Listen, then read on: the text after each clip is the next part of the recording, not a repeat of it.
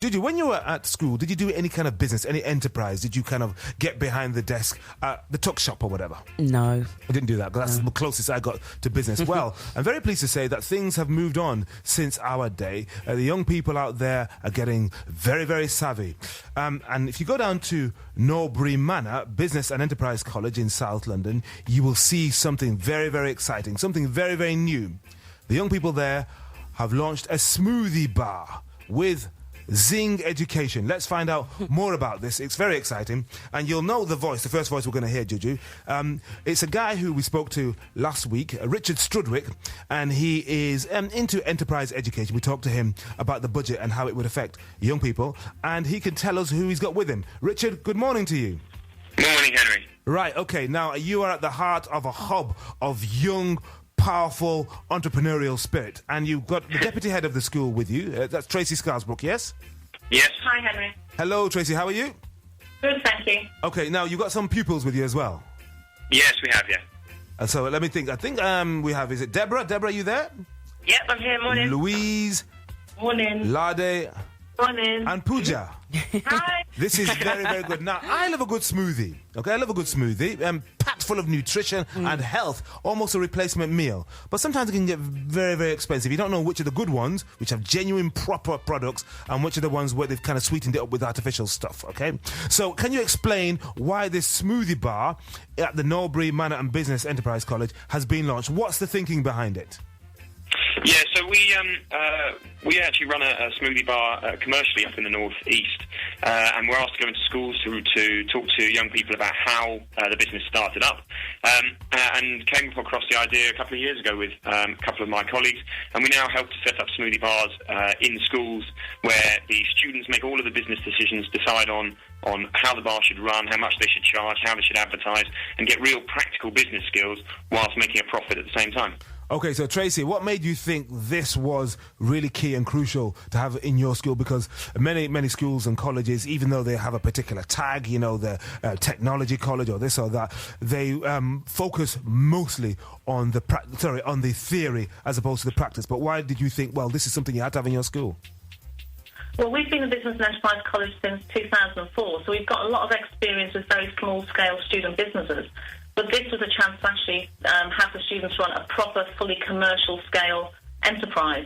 And I think a lot of the focus that we have here is actually on the practical side of business. We do offer the usual suite of business GCSE courses and A-level courses, but this is actually something very, very practical. But also, we're running it as a social enterprise as well.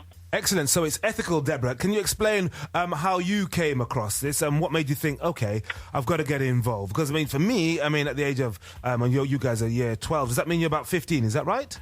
We're 17. Oh, sorry, what am I talking about? Yeah. I don't know, you see. We're old school, we don't know about during my time, it was lower sixth and upper sixth and blah, blah, blah. None of this year 1, 2, 3, 12, whatnot. I'm totally baffled by it. No. Okay, so Deborah, I mean, what's it like preparing this and getting involved?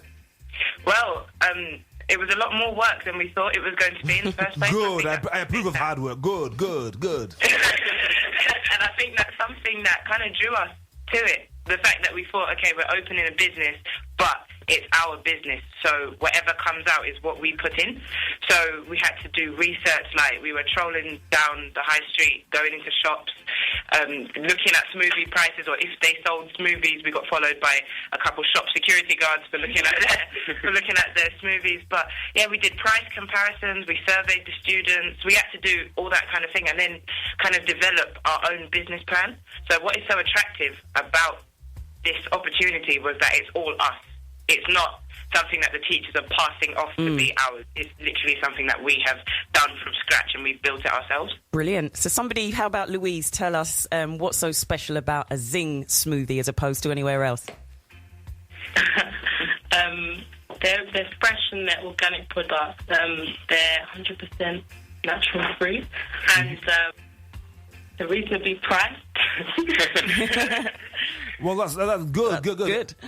So tell us a bit more then. I mean, what's it like kind of developing these new skills? Because, if you watch The Apprentice, you see people who are supposed to be really brilliant. They all claim, I am the most phenomenal businesswoman. Failure is not in my dictionary, etc., etc., etc. And then when it comes to doing simple tasks, they fall apart, as they did, again, the girls last night. So what about actually doing the practical, the day-to-day, actually getting involved in the real running of a business? Well, I think it takes confidence and it takes being sure of yourself, because if you're sure of yourself, then things are more likely to go right. Excellent. And let me hear from Pooja. Tell me about how excited you are, especially when it comes to tasting the smoothies, developing the taste. And because so a little birdie told me you actually love eating smoothies. No, we're actually really excited. We haven't tasted them yet. That's something we'll do later today. But we are actually really excited, and we're even more excited to bring it into the lower school because we're all quite together and we like taking care of each other. Oh, so good. We'd like to spread this. Mm-hmm.